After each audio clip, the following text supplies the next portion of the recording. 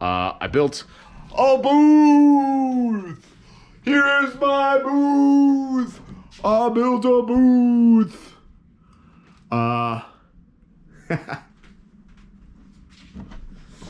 So I got a lot of questions about this booth, and so I'm gonna make a video about this in high detail and just talk about it and share how this monster of a thing got built.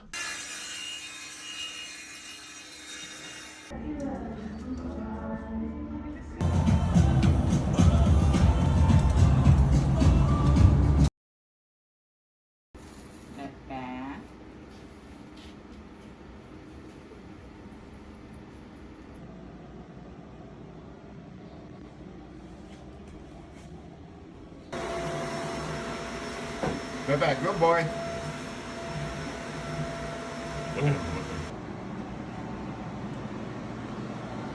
Good boy, Pepe.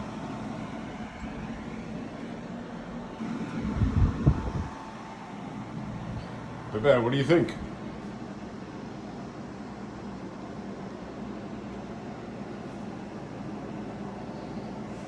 First off, I want to thank Alan and I want to thank Macy for helping me with this. Also, I want to thank Beanie for all of her help and feedback.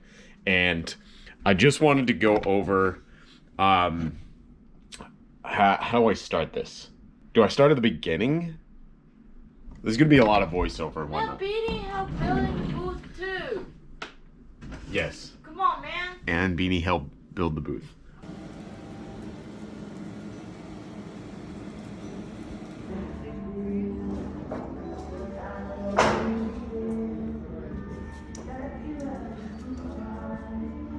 Where did I get the idea to build a booth? So, a long time ago in a galaxy far away, I decided to be a voice actor. And I moved to New York. And when you move to New York, you're always, or for me, I bounced around apartments a lot. And every time I'd find myself inside of an apartment, I always built some sort of booth one way or another, you know? And it's always about working with the space that you have and, you know, the space that you can afford, especially if you're in New York. All right, I found it. When I first moved into this apartment, there was a lot of space in this one room, and talking with Beanie about what is the best way to have a booth. Is it inside of this little closet here? You know, I did that at first because when we first moved in, but let me tell you, I'm like 6'2", and there is no room in here for, you know, like, reaches about my elbow. So I was in there and I was just like, you know, and so that worked as a temporary space.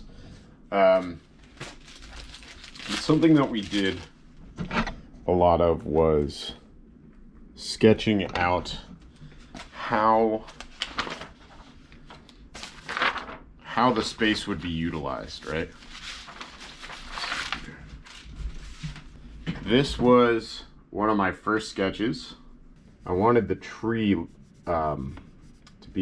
to look like it's coming down, and originally I had planned to have like a lot more tree root, but something I didn't think about was just like, I've never built anything like this before, and so the vertical space, I was overestimating how tall it would be and how much vertical space.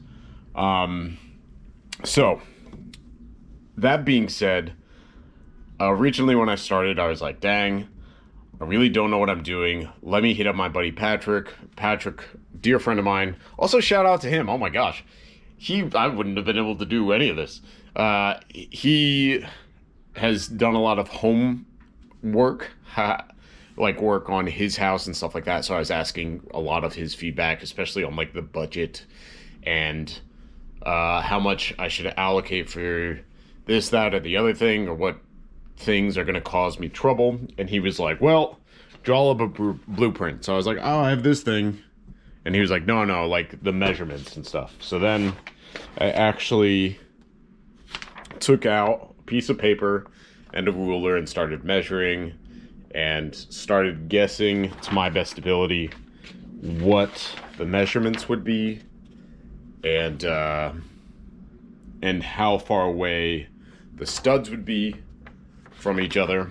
And you know, so like it's harder to see it now, but you know, basically like this plywood, like, and then also the studs inside. So like these oh, I still have them, you know, these.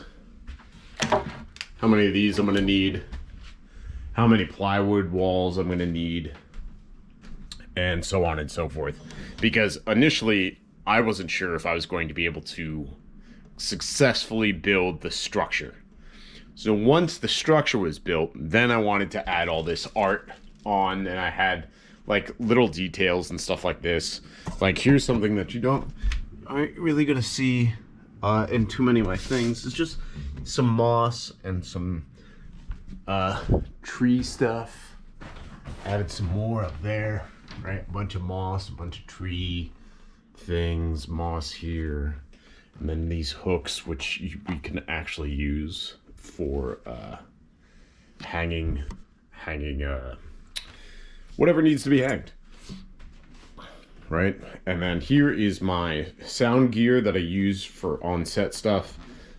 This was always the plan, is I have less decorative things over here because this is kind of where this is going to live. I had this idea for this lantern. I have another one coming in, but this has the Philips Hue bulbs, which you can, you know, this stuff is like the afterthought of details, right? This lantern was something that I wanted to do because in the Winnie the Pooh house, I'll say this is what this whole thing was spawned from, is the idea of the Winnie the Pooh having a house underneath a tree. So I made like this little lantern thing. It's kind of hard to see on camera actually, but yeah, working together on this stuff, on the blueprints, to make sure I would have everything that I would need. So after I did the blueprint, after I budgeted everything, I looked at some builds online as well. Not only just like, you know, thinking of all the materials that I would want. Also, I'll say this is I've been building booths on my own for like a long time, and so over the years of building booths inside of my own apartments, it's like, oh well, if in an ideal world I would have this, in an ideal world I'd want this sort of thing. And so this is just like an amalgamation of like what's working, what's not working. You know, a lot of people start off with the Focusrite, this what is it, TI2, that's 2 inputs. So I have one of these, and then I've since upgraded to an Apollo Solo. And so I just wanted to show off that, like, while I'm thinking about it, because this whole YouTube thing is not going to be very linear. This is kind of just like, I'm very excited to show you all this. So, so this interface, the red one, goes to a desktop that's underneath the desk, and this one goes, the Apollo Solo goes to the MacBook Pro, which is right here. And then the MacBook Pro has a line that goes in there, and I'll show you inside in just a moment. So I actually have this this MacBook looped into this monitor, which goes to the desktop. So if I need to run like a backup recording, I'll be able to do that very easily instead of just selling my my red interface, which someday I will have. I want to, but it just doesn't make sense at the time to just sell it for like $200, you know.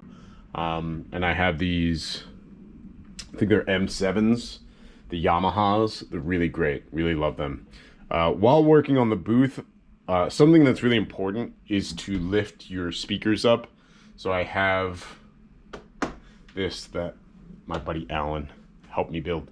But I still do want to work something into the design. So this is the mic that I use when I'm at my desk. It's my old voiceover mic. It's an AKG 214. I love it a lot. It's also my travel mic. It was such a good investment. Note, can't have these going at the same time. Terrible feedback. So, different headphones over here, kind of off to the side as well. So as you can see, it's about combining the booth and my desk together. I got this from FlexiSpot. They are legit the best desks, standing desks that I have ever found. I haven't wanted to mess with any other standing desk. I've found no need.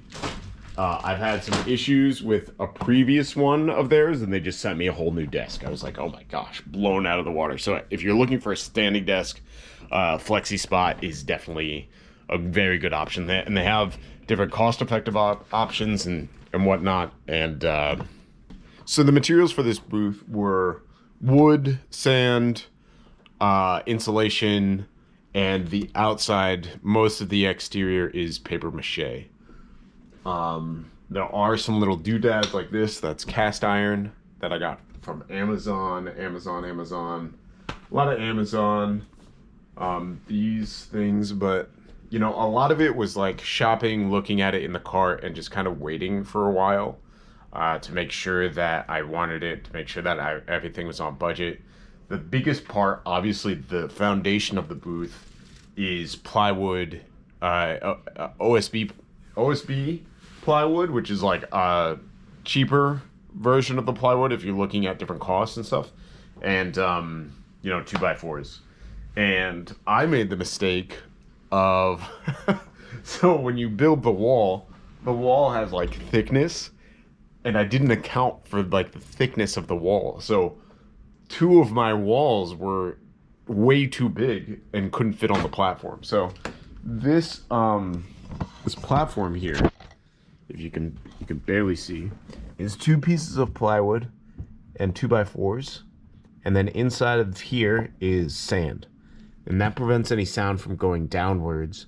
And it just frees up my mind, so I can kind of just like not worry about jumping up and down if I have to, not worry about any sound going downwards.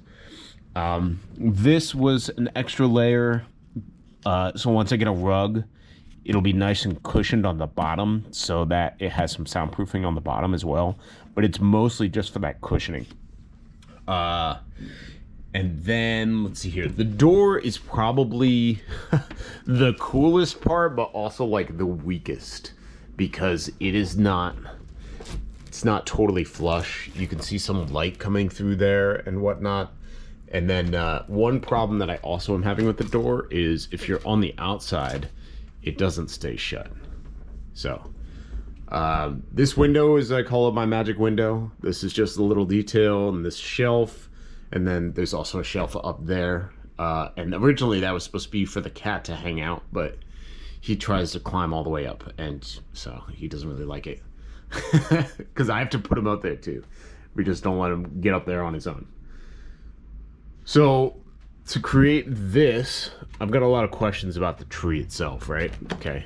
So to create this, Macy and I met on a film, and she was in the art department, and she was doing props. And I was like, look, like our vibe was pretty good. She's so dope. So I basically was like, hey, I have this project. It's not props at all, but I would really like your help specifically, just because it's like I knew that she was going to have more experience than me, and also it'd be fun to work on this together. So she came up with the idea of chicken wire for the paper mache.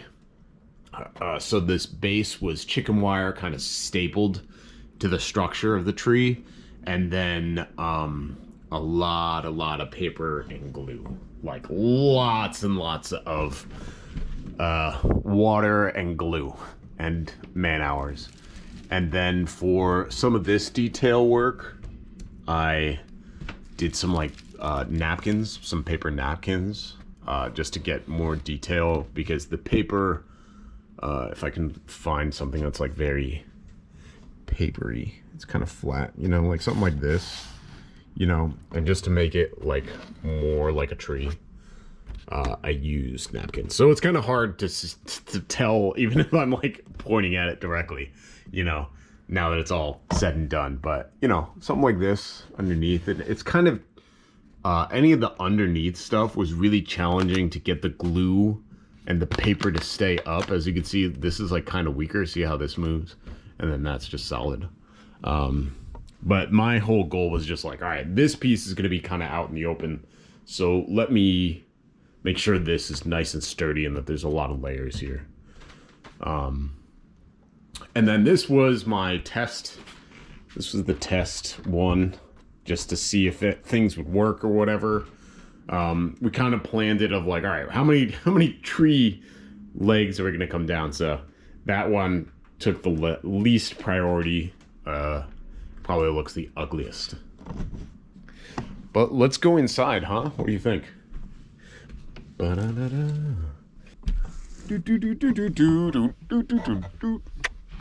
Okay, so here we are on the inside. This is so much the vibe that I want. So I have, you know, these foam cushions, or not cushions, oh my gosh, it certainly feels like that. These, so I have some bass traps here, and I have, you know, the foam triangles and bass traps in most of the corners. And then I just put some tapestry over two of the walls and the ceiling, just because it makes it feel more my vibe. And, you know, it makes me look forward to spending a lot of time inside of my booth, you know, rather than looking at black triangle foams, which is a lot of what we're looking at. So, I don't know why I set that down. Here's my microphone. This is the Neumann TLM 102, which is I'm getting used to it. After using that other desk mic for years and years, it's such a sensitive mic.